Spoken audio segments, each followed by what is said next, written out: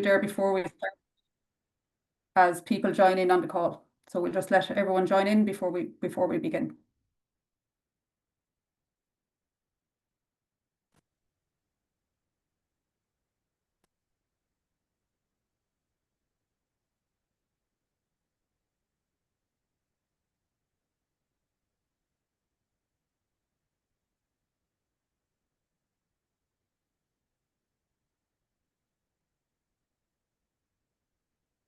How's the weather with you, Mary, at the moment?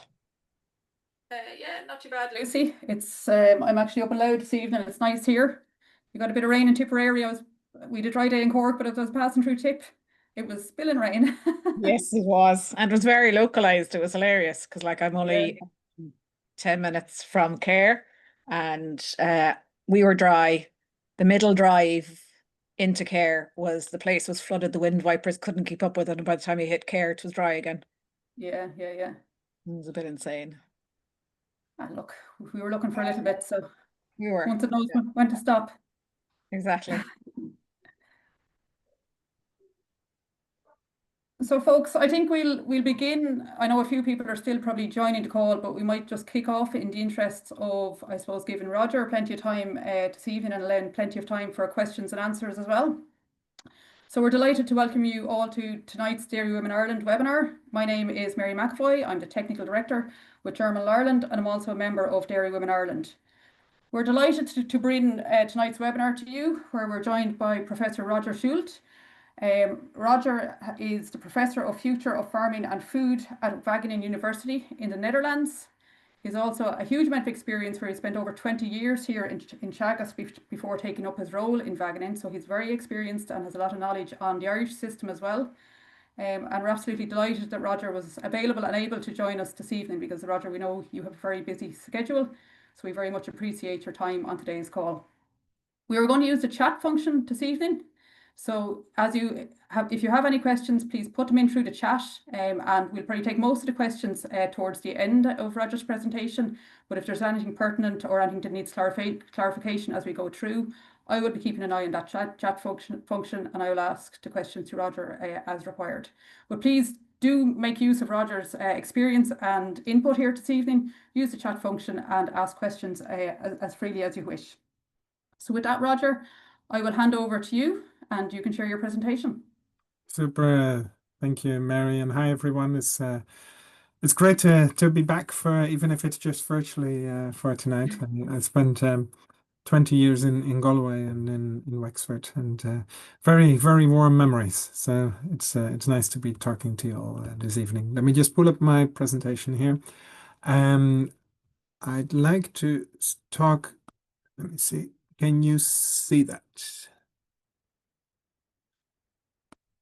If I blow this up, can you tell me if it is in presenter mode yet? Sorry, just coming up there now, Roger. It's not in presenter mode yet. Yeah, that's it there now, Roger. Yeah, we're good. Yeah. Perfect. Yeah.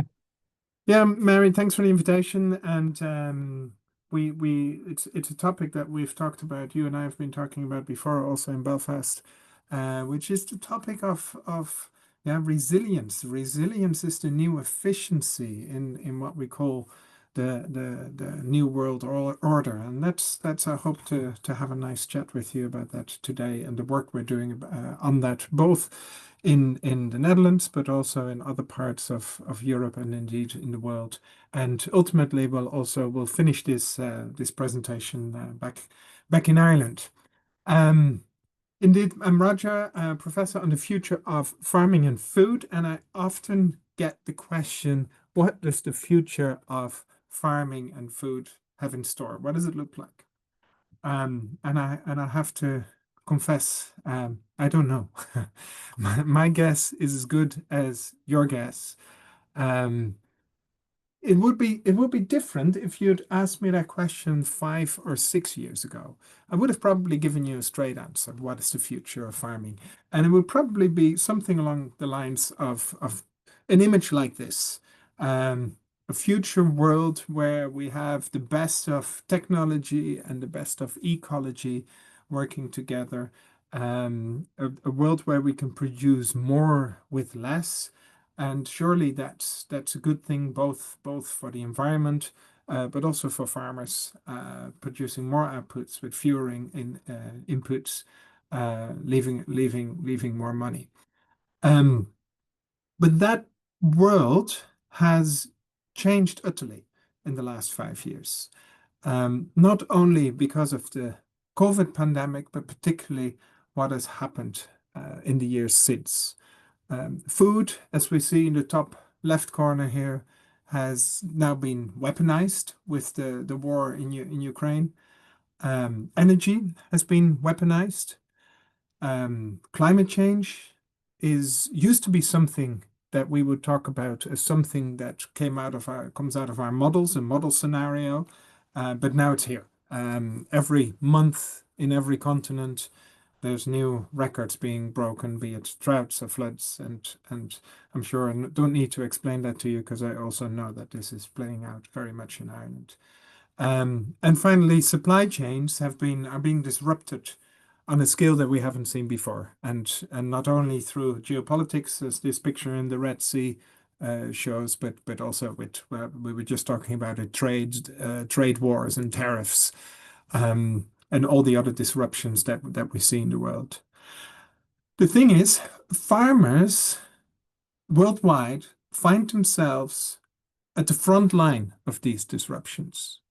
They're one of the first sectors to feel their implications.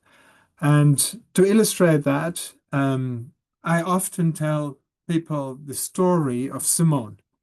This is Simone. She's a dairy farmer near Wageningen, near where I work. And we often take our students to talk to Simone. Because Simone took the dairy farm, a modest dairy farm, over from her mother about 4 years ago.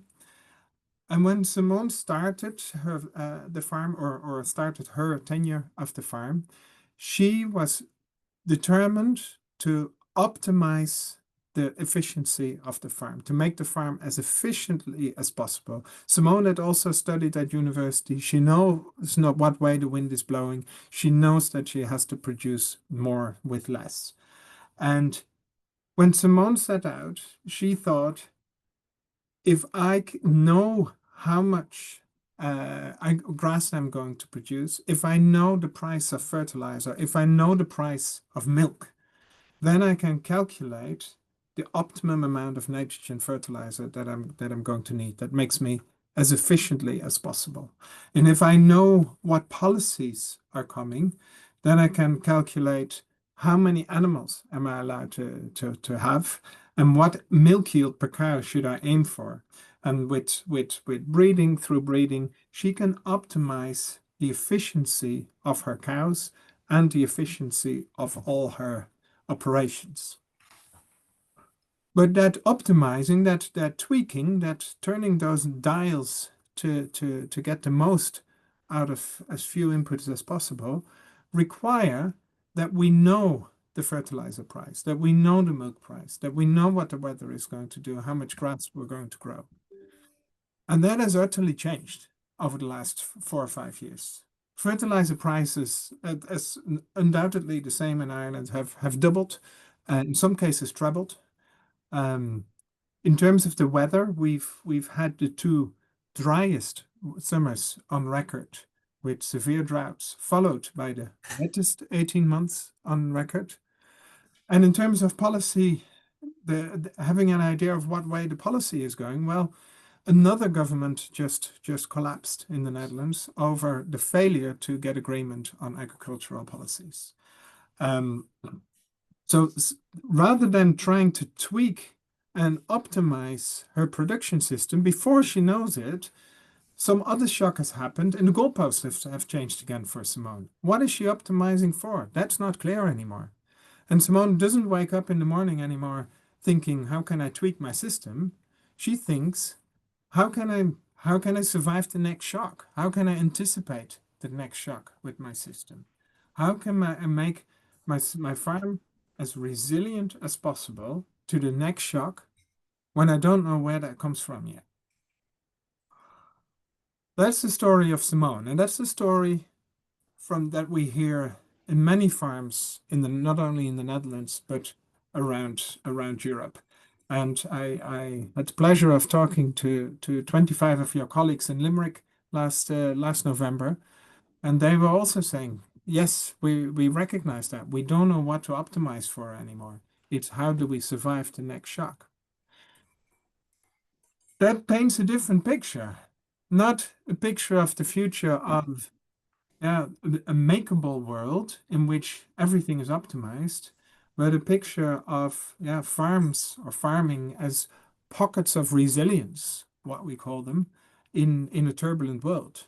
And it looks a bit dark, this picture, but it's not necessarily negative. The farm is still very productive and a beacon of light, if you like.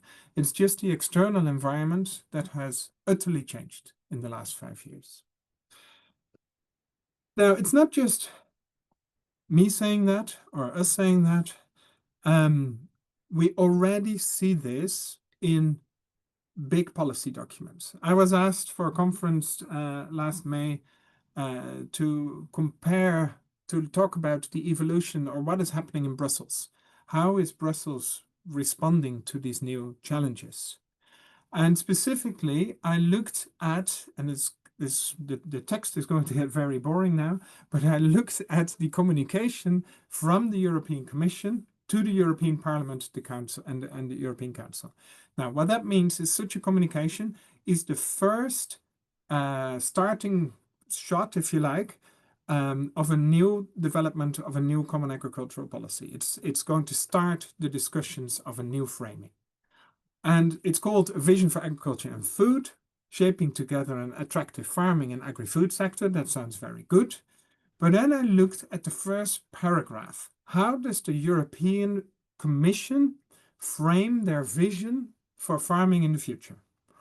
And in that, they cite, the first report that they cite is the Niinistö report. Now, I don't know if you've heard of that. I'd never heard of it. It's written by a former Prime Minister of Finland. So I had to Google it. I had to look it up. And it's this. It's called Safer Together, Strengthening Europe's Civilian and Military Preparedness and Readiness. Holy moly, what's happening? Since when did we start framing agricultural policy in terms of military readiness?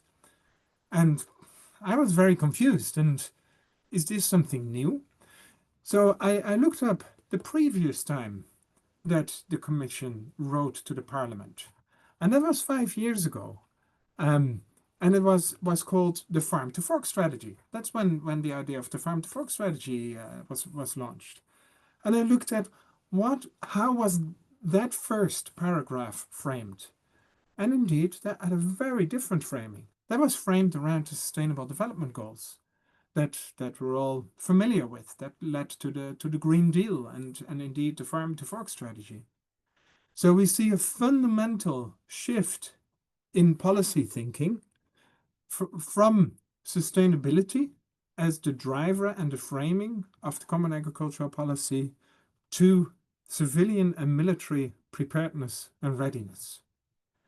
Now, what does that mean? I had to dive a little bit further into the report, and I will spare you the details, but basically I looked at what are their policy recommendations. And I grouped them here to make it easier. I grouped them into 4 headings, and I use little icons to make it even clearer. They're proposing 4 different categories of actions within agriculture. One is build an attractive sector, blah, blah, blah, by leveraging new income opportunities. That's an interesting one. Not an attractive sector by boosting output or producing more food. No, it's new income opportunities. Then the second heading is about a competitive and resilient sector in the face of global challenges. That's what I've just spoken about, this new turbulent world that we live in.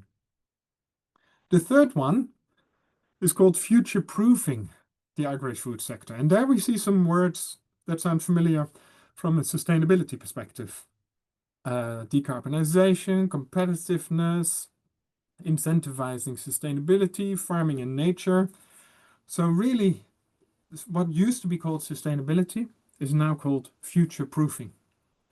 And then the final category is about valuing food and living and working conditions in vibrant rural areas. So this is how Europe is now thinking about the future of farming and food across Europe. Quite different from the thinking 5 years ago. Now the question is, that's all good and well, but what does that mean for you? What does it mean for Simone? What should Simone be aiming for? What type of future of farming should she be aiming for? What does this look like on the ground? That's where we come in as a group, with my group and team within the university. We go in search of farms and farming communities all over the world that have somehow already managed to redesign themselves, to reinvent themselves, if you like, to be ready not only for today's challenges, but also for tomorrow's challenges. And we call them lighthouse farms, because they're like beacons on the horizon that, yeah, if you like, illuminate pathways for others to follow. And we found them in great diversity. And we say pathways because we firmly subscribe to the idea that there is not one solution not one magic bullet for the future of farming around the world. We need different solutions for different farming systems, different soils, different climates, different cultures, different diets, different everything. And in all that diversity, we brought them together in our global network of lighthouse farms that show sometimes we call them pockets of the future that are already here in the present, that show what is possible. These are farms and farming communities that have been farming successfully for many years, often despite the odds, despite the shocks that are thrown at them. And they're really convincing in terms of how a different way of farming is practically possible. Now, in all that diversity, we then look at what are the ingredients that they have in common. What are their secrets to success? What are they doing differently that makes them so successful also in the face of challenges and shocks? And we do that through research. And so far, we've done that through 15 PhD programs that have all produced many, many scientific papers. And that's important because we take an on-farm perspective. We view the world through farmers' eyes, or through the eyes of these communities. But we do make sure that we can separate facts from the fads. We're looking for these common ingredients, but we want to make sure that they stand up to scrutiny.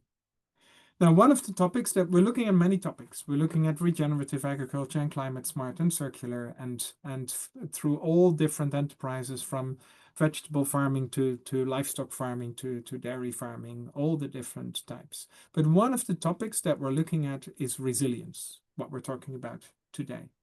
Why are these farms and farming systems so resilient? Now, in principle, that's not a new topic. The science of resilience has been around for quite a while. And traditionally, we study resilience in terms of what happens if a shock happens to a farm or to a country. What happens to the farm performance? Is it fragile, and it's with each shock the productivity is reduced? Is it robust? The shocks have no impact on what happens. Is it resilient? The shock may knock food production back a bit, but it recovers. Or in some cases, we can talk about anti-fragility or hyper-resilience. A shock happens and we bounce back better.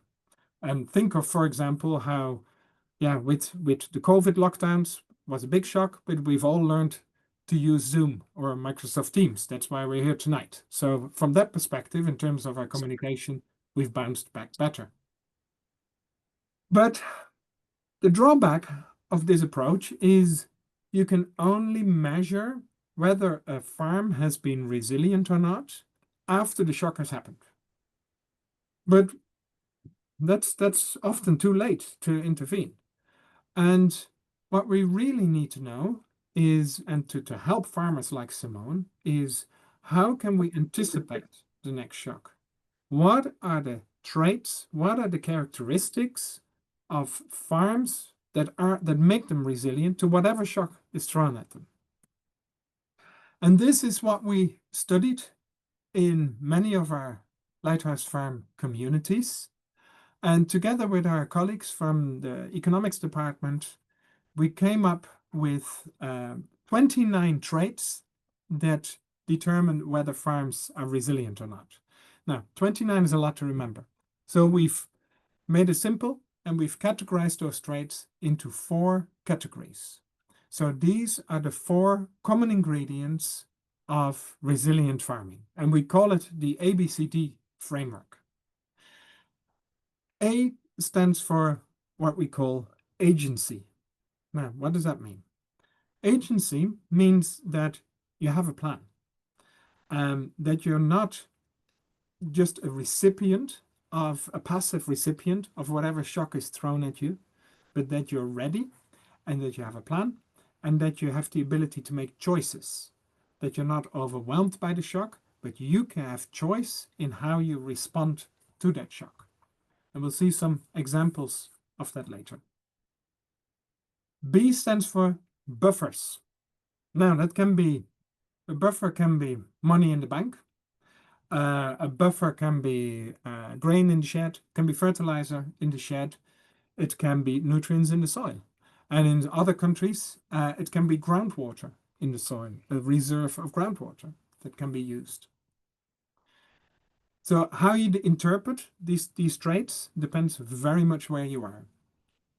C stands for connectivity.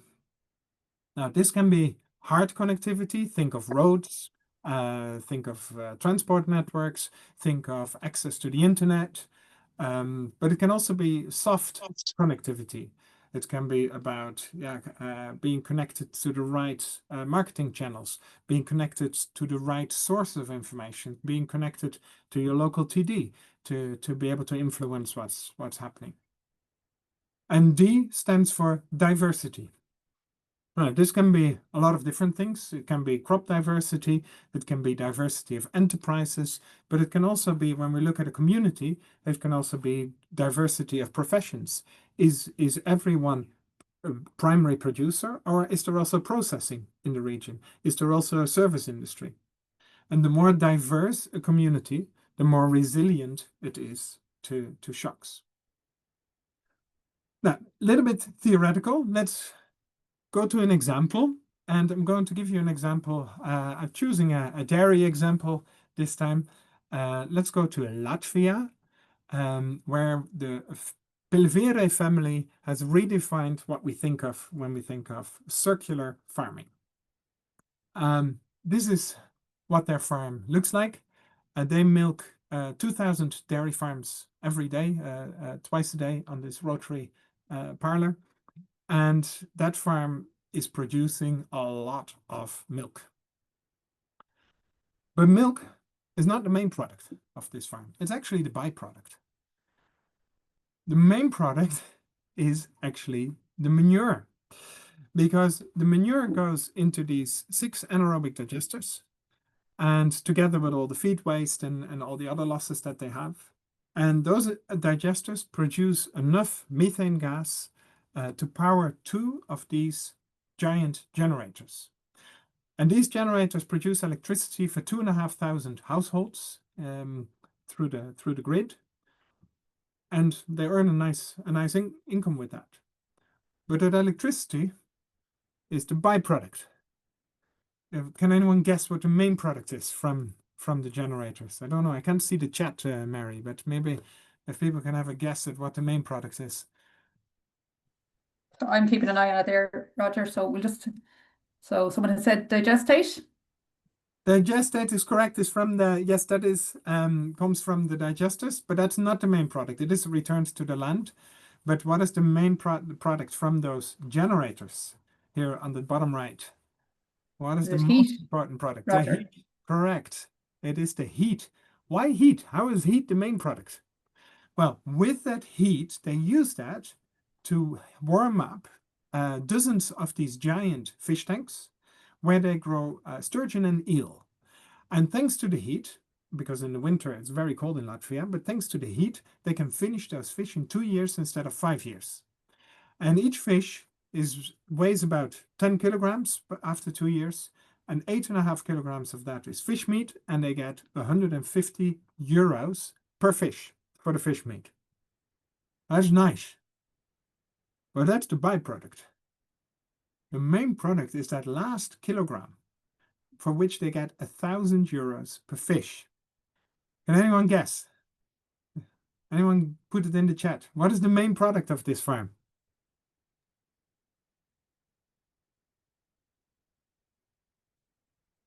What is the one product where you get 1,000 euros per kilo? Omega, caviar. Caviar's coming in popular answer Caviar. here. Very good. Caviar. We're looking at a caviar farm powered by dairy cows. Now, I'm being a little bit facetious here because, of course, when we look at value, it's a caviar farm powered by dairy cows. But of course, when we look, if you look differently, if you look at energy, it's a power station that also produces food. But of course, if you look at biomass and contribution to food security, it is a dairy farm with also byproducts. But it's a really interesting farm to look at this ABCD framework.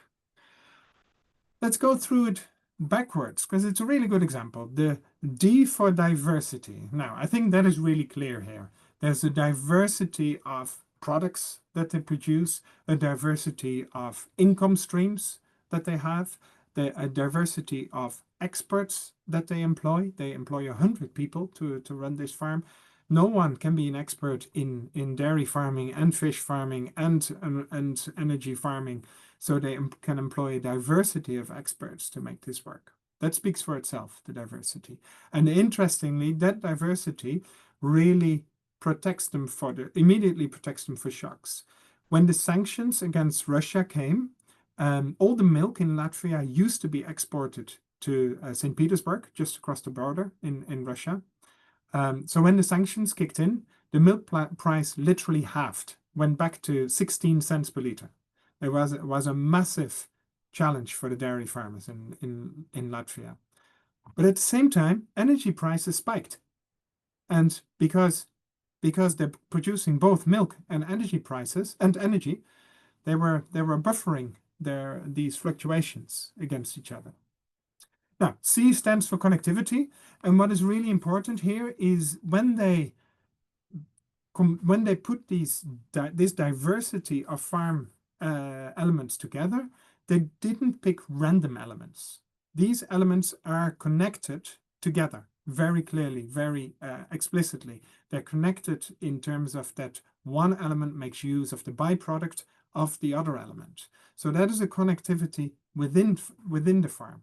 Also connecting the right experts to the right elements and connecting that to the right markets. B stands for buffers, and this is an interesting story because it's a family enterprise. The father is the genius who comes up with wild ideas. Mother is a professor in farm economics in the University of Latvia, and she does all the calculations. And she calculates how much is needed of everything. How many anaerobic digesters? How many fish tanks? How many square meters of barn for the cows? And then she multiplies it by 1.5, and that is what they build. And that is an unusual thing to do for an economics professor, to not establish the optimum, but to always have 50% extra. Why? Because it gives them options. It gives them options in terms of changing things, adjusting the stocking rates, because building a shed that's 1.5 times the size does not cost 1.5 times the amount of money, but they do buy optionality with it. And that gives them agency. That gives them room to make choices when things happen. One shock, that's a really good example of agency. One shock that happened was that originally this farming system stopped with the generators. So they were producing milk and they're producing manure and that was digested, and then they produced electricity. That's where the system stopped. And they sold that electricity for the green tariff. So they got extra money from the government, a higher rate for their electricity because it was green electricity.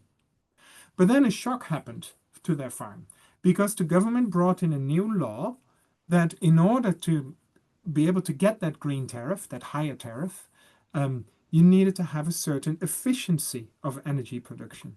And they were not meeting that efficiency. They were losing too much in the form of heat and not producing electricity efficiently enough.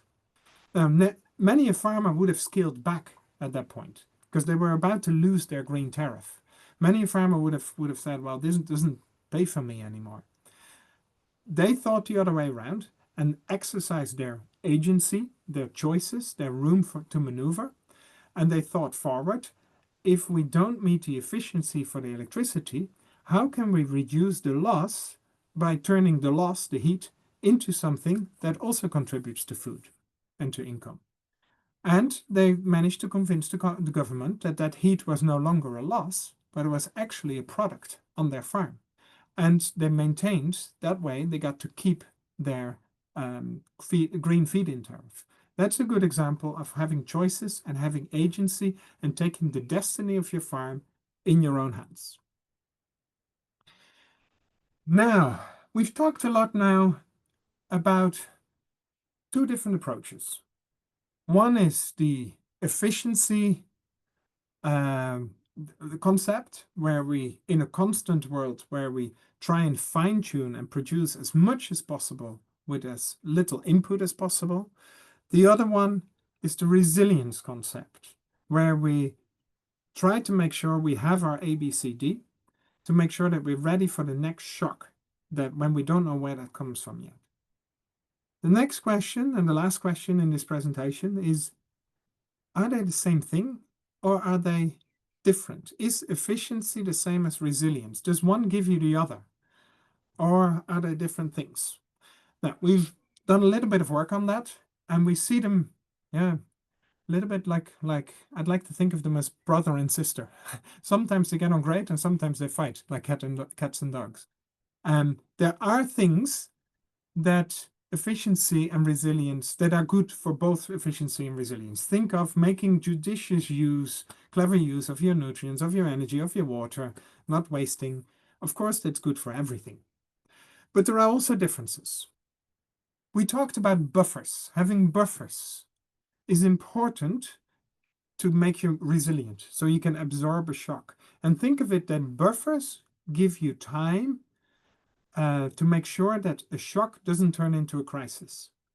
If fertilizer prices spike, but I still have fertilizer in the shed, that buys me time. But in an efficiency world, economists don't like buffers. They want a just-in-time delivery of everything because a buffer takes space and it takes capital and it's just sitting there.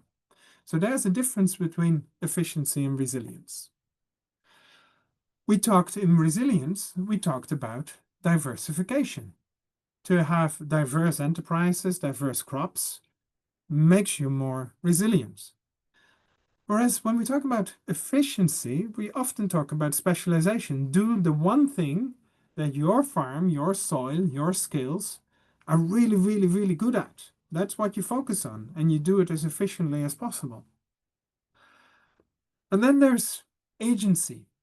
Now, agency is important for both, but it takes very different forms. Agency in the efficiency framework is about, doing, you yourself do what you're good at, and everything else you choose to outsource. Whereas in resilience, it's not about outsourcing, it's about the opposite. And it's about being sovereignty, so that you're immune to what shocks happen in the outside world. And finally, when we look at connectivity, important for both efficiency and resilience, but it takes a different shape. in the efficiency framework, we're talking about the value chain and being connected with the input providers. Then there's the farm, then there's the processors, then there's the retailers, and it's important that you're connected within that linear value chain, if you like. Whereas when we talk about resilience, we're talking about network connectivity. That means that if one line is cut through for whatever reason, think of it through tariffs or through a trade disruption or through weather conditions. If one line is cut, that doesn't mean the end of your operations, because there's many other lines that you can rely on. Now, I'll finish by bringing this home to an example in Ireland, the difference between efficiency and resilience and how they're connected but not the same. And that is where we go to Northern Ireland. I understand Mary is going to Bushmills very soon. This weekend, very close to Bushmills is I don't know, you may recognize them. Hilary and Roger Bell live there, sheep farmers, and they're part of the ArcZero community, where they try to make sure that ruminant farming is part of the solution to climate change rather than part of the problem. And they do that through many different on-farm measures. Oh, and with them here, by the way, is I should give a call out to Mariana. Mariana is our Lighthouse Farm coordinator, and she's delighted to be holding the lamb here. But they take measures to make their farm more climate smart and more climate resilient. And they take the lessons from our Lighthouse Farm, our former Lighthouse Farm at the Lens of Doubt. Now it has been sold by the state to or bought by the state, and is now under the auspices of MPWS. But for 7 years, it was our Lighthouse Farm together with UCD and Definition Nutrition. One of the elements that we looked at there was how can we increase the climate resilience by measures such as liming, applying lime. And I hear you say, applying lime? What would that do? What good would that do for the climate? Well, it increases the pH, we know that, but it's a very controversial measure, because when you apply lime itself actually emits carbon dioxide when you apply it. So how can that be a climate measure? Also, it costs a lot of money. That eats into farm income, and it's a bulky product, so it requires a lot of fuel that again costs money and also emits CO2. So why is lime part of an climate efficient solution? Now you can say, okay, the pH stimulates soil life, that's good for biodiversity. But yeah, soil life again can also actually mineralize your soils and lead to more CO2 losses. So why on earth were we looking at liming? Now, the effect of liming, it's the indirect effect that we were aiming for, because liming allowed us to diversify and sow multi-species sorts, particularly legumes that need a high pH. Therefore, we need the lime. And when we sow legumes, then we can reduce our fertilizer inputs. And that, of course, is not only good for the water quality, but it also, particularly in these days, reduces costs with the high price of fertilizer. And it is where we get our big saving on greenhouse gas emissions by reducing nitrogen fertilizer. Now, here we see that a simple management practice like liming can seem very inefficient in the short term, and it costs a lot of money. And in the short term, or at first sight, it doesn't seem to contribute a lot to sustainability. But indirectly, by contributing to diversification, by contributing to buffering, by contributing to more autonomy, because you're less dependent on external fertilizer inputs from Russia in many cases, actually you get the benefits in terms of your more resilient system. That's the theory. Here are the data that come with that. I'm only showing one graph. There's tens of graphs, but here we see the average daily gain weight gain of the beef animals, permanent pasture compared to perennial ryegrass. But here we see the limed fields with 6 species, and we see the animal daily weight gain exceeds that with actually fewer nitrogen, significantly reduced nitrogen inputs. So it works. The effects are there. If you find this interesting, I'll finish with this. These are the kind of lessons that we learn from our farmers, from our lighthouse farmers around the world, who have shown that these things work. And we teach these lessons both to our students at the university, but also to professionals worldwide in our Lighthouse Farm Academy, which is a hybrid program. So it's a combination of online learning, where we talk about 4 modules, learning from the Lighthouse Farms. Welcome to the Jungle is a module where we talk about how can we measure success? What is success? And what is sustainability? What is resilience? And how can you measure that without greenwashing? We talk about the 5 shades of green, different approaches to sustainability and resilience. We talk about circular, climate smart, agroecology, regenerative, organic. What is the difference? Are they all the same, or are they all very mutually exclusive, or where do they overlap, and which approach is best to use where? And finally, the final module is, if it were easy, it would already be done. And that is talking about, okay, it's great to have a plan, but now we need a lot of people to come together to put those plans into action, because no farmer on their own can change the world by themselves. So who needs to be part of these changes? We're currently developing a 5th module specifically on resilience that will be should be online by the end of this year. But we combine that. Online learning is one thing. Here's a little video of our week-long workshops. If you look carefully, you may recognize one person in this video. But this is where we take people from all around the world, policymakers, NGOs, industry, financial institutes, where we take them onto one of the Lighthouse Farms to teach them to view the world through the eyes of a farmer, and we give them a shared challenge that they can only solve by putting their knowledge and expertise together, that no one can solve on their own, but a real life challenge that most farmers would recognize. Different workshops have different themes that you see here on the left-hand side. For example, in Finland, we talked about circularity. In Spain, later this year, we talk about regenerative agriculture. And in Austria, for example, we talk about soil health. I will leave you with the key messages of today. One is that, disruption is the new normal. It's no longer the exception, it's the new normal. We talked about the ABCD of resilience, the traits that we know makes farms more resilient to the next shock, wherever that may come from. We talked about the differences between and similarities between efficiency and resilience. Oops, they're not the same thing. And finally, I'd like to finish with a question that I ask everywhere I go, that I invite farmers, but also policymakers and everyone else. What is the A, the B, the C, and the D that you could think about for your farm? Because we cannot all change our entire farm overnight.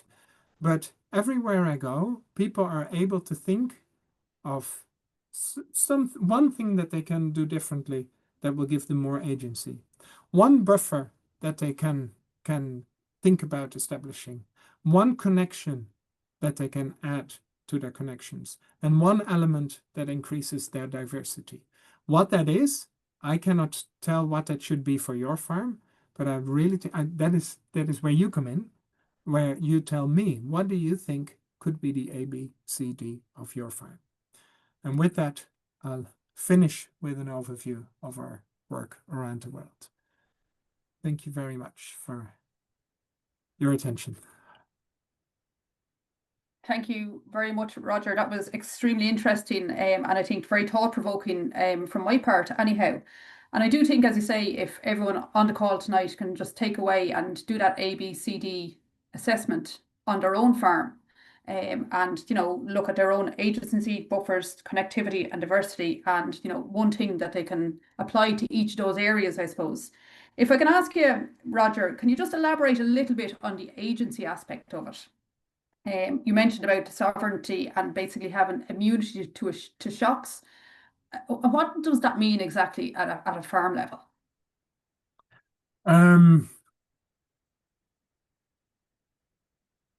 We often see the A and the B going together. That's the first part of my answer, and the C and the D going together. Okay. If you have buffers, as I said, that buffers give you time to make sure that the shock doesn't turn into a crisis. It buys you time. And it buys you time to respond and make choices and to execute a plan.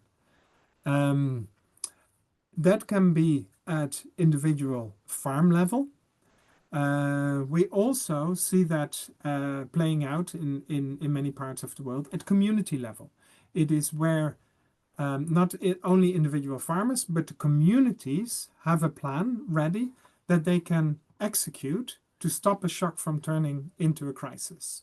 And yeah, one example that I came across from in Finland. I spent 6 weeks there, and I spoke to a lot of farmers there. They all have a plan, and they've made their own plan, but also together with their community. They all make sure that they literally have the telephone numbers of all their neighbors, also the elderly neighbors that may not be ringing so often. They all have a list. Everyone has a list of where to evacuate to in a time of extreme crisis. They have an address that they go to and where they will be welcomed. Similarly, they also have the name of a family that may come to their farm when they are in trouble. Being prepared means and having a plan stops panic. It means that you can make choices and that to some extent you're master of your own destiny. You decide what your next step is, rather than being overwhelmed of what is being thrown at you. And they all have buffers of diesel, of generators, of fertilizer, of grain, to make sure they have the time when something happens, when the electricity fails, when the internet fails, that they have time to respond to that. Very good. One of the challenges, Roger, that we have here in Ireland at the moment is our nitrates derogation. I suppose we're one of the last countries in Europe that have still got the derogation. You're probably very familiar with this, and I suppose there's a huge amount of uncertainty around that at the moment as well, in terms of what might happen over the next couple of years. And I suppose, you know, in terms of, I suppose, farmers and young farmers maybe trying to make decisions and planning, you know, what would your advice be in around that? I think Ireland is the last one now, because the Netherlands just lost its derogation. Yeah, exactly. Yeah. And it's really that this policy uncertainty is something that I'm hearing from so many farmers, particularly young farmers around, because in particularly with the derogation, how many animals will you keep and what milk yield per cow are you aiming for? Those are multi-year planning investments in getting the right herd, and you need to know many years in advance what the policy environment is going to be. And my advice there is, be ready, and this is also what we've learned very, very hard way in the Netherlands. Be ready for the next shock, and that can indeed also be a policy shock.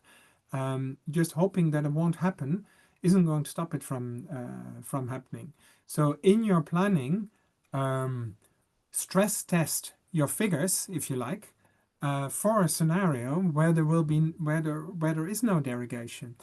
Now, I also encourage at the same time, we see that the lighthouse farms, in those cases where there are a shock, and that's the example of Latvia, it's not always just about cutting back on then doing less. If you lose the derogation, it's not just a case of keeping less animals and having to put up with that.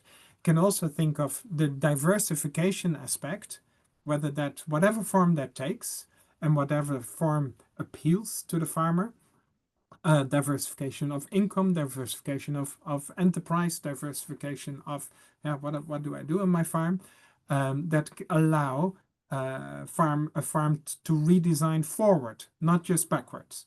But indeed that takes that should be part of the stress testing of the planning of your farm, and maybe that is where farmers work with extension with advisory offices. I think that's a very fair question to also ask your advisor. Hey, what does my farm look like when the derogation is no longer there?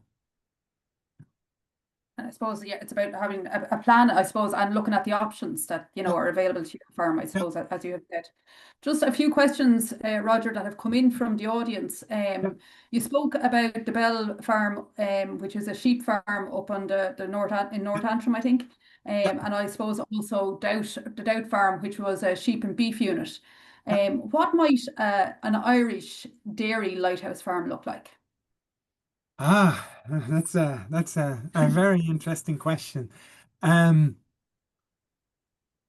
going to first give you an evasive answer, Mary, because we don't specify the what is a lighthouse farm. We find them, and we find them where we are. I can stop sharing now. Where we find ourselves surprised by an innovation that we haven't thought of yet.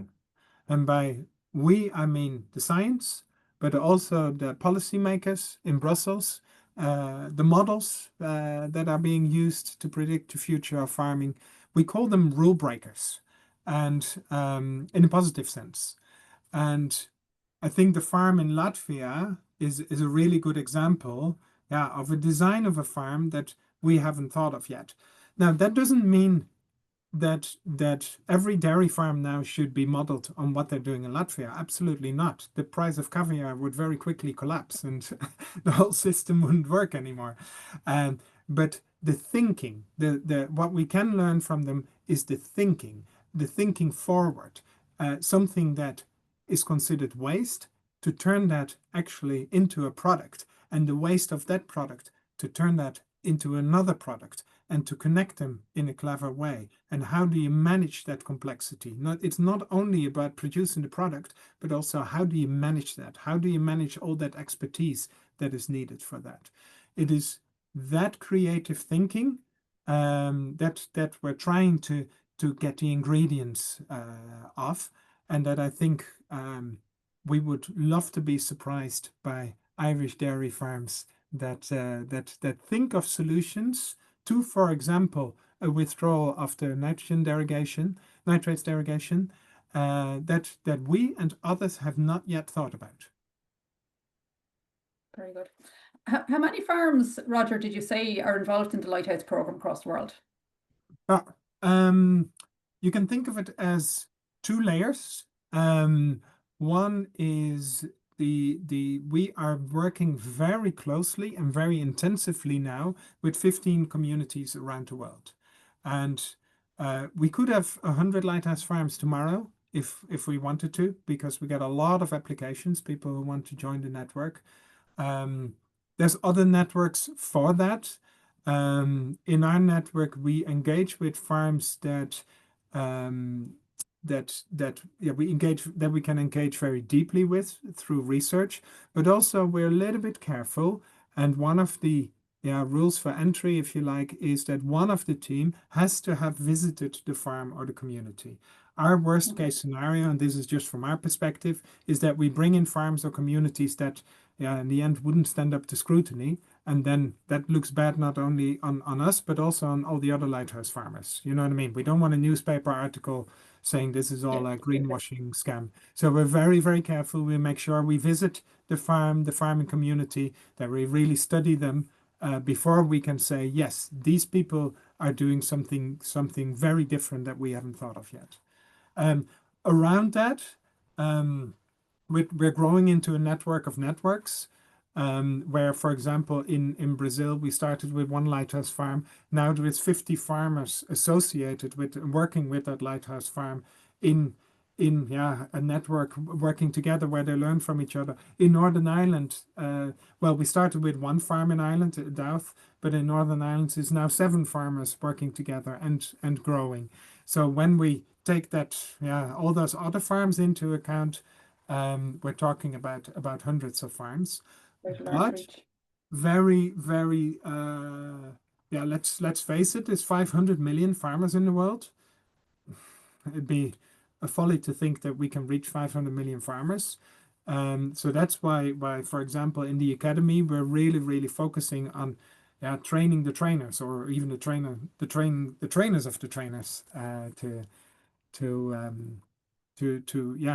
to help then all those farmers that they work with. I'm actually curious because I don't see did anyone see who was in the video, the familiar face in the video that I showed you? Did anyone spot a familiar face? And throw off your mics, girls, if you want to chirp in to say if you're typing.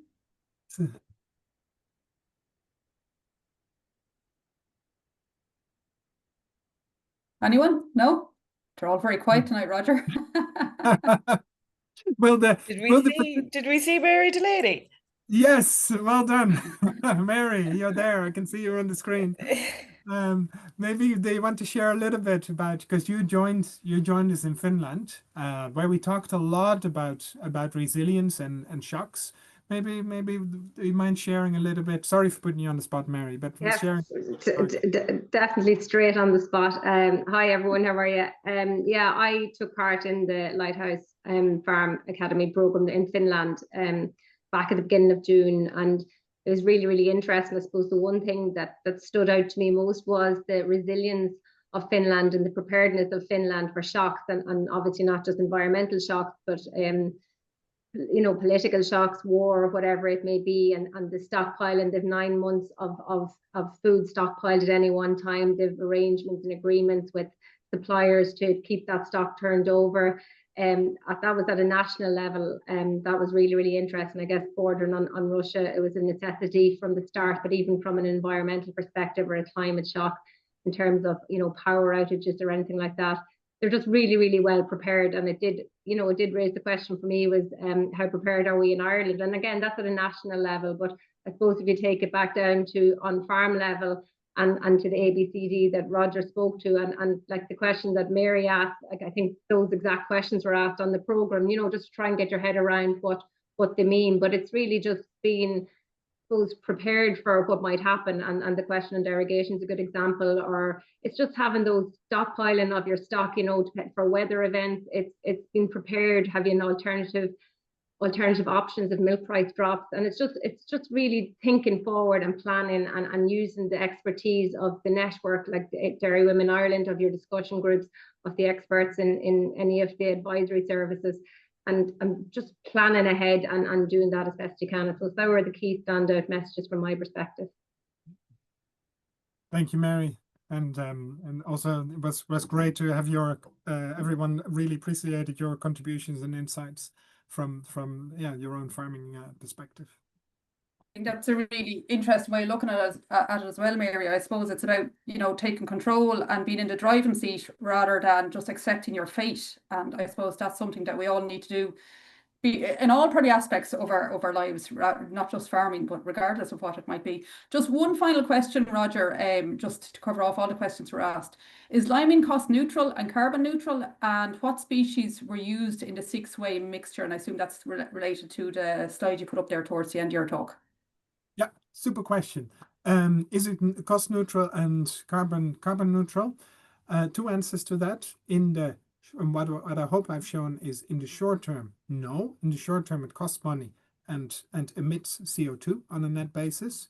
But if you combine it with multi-species, then sowing legumes, reducing your fertilizer, which liming allows you to do, then in the long term, it can become cost neutral or cost positive even, and